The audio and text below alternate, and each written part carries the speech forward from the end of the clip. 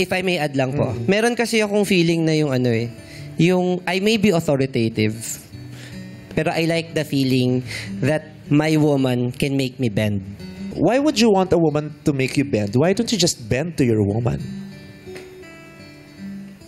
I mean, di ba, if you love the person, you will naturally bend to your woman and adjust, di ba? And be flexible for that woman. Why would you want to see an extra power from a woman that will make you bend? Because most of the time po, in my experience, when I give too much power to the woman that I love, I always end up getting hurt.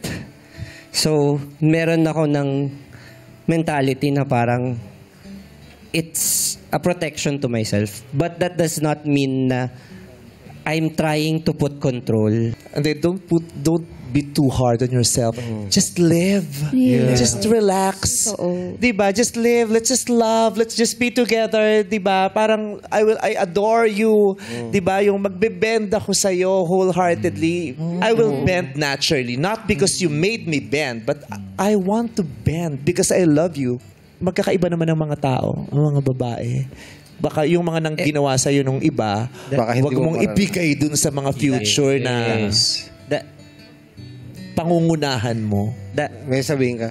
That's true, but so far, in my experience, pare-pareho sila. I've been treated the same. So, at saka gusto ko, yung salitang authority, kailangan ba merong authority sa relationship? Hindi ba pwede kayong pantay? Kasi pag authority, di ba, the person has authority over the other. Kasi po, when you give authority, you give the power to them for them to hurt you, hoping for them not to use it on you. Alam mo, pero when you give someone the opportunity to love you, you're opening the possibility to be hurt by that person because mahal mo siya. Hindi ka pwedeng umasang, bibigyan kita ng pagkakataong mahalin ako, pero wala kang karapatang masaktan ako. No? Magkakambal sila. Pag minahal ka niya, masasaktan at masasaktan ka niya. Kasi hindi ka masasaktan ng taong hindi mo mahal. Yes. Kaya po, siguro lang sa dami lang ng pagdaanan ko.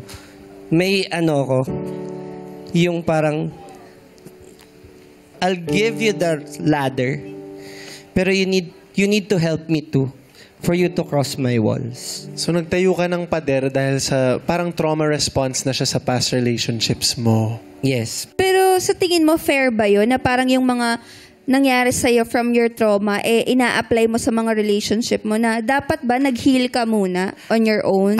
Hindi po yun agad. Kaya di ba sinasabi niya na nagsa-start yan sa sobrang ma-effort muna, may acts of service. Yeah. And then through time po kasi. Hindi kaya nakakahon mo yung babae kapag nagkakaroon ka ng yung gusto mo, ikaw yung magdadala ng relasyon? Hindi to that perspective eh. Tsaka yung nasabi mong to protect myself in love, you cannot protect yourself from getting hurt.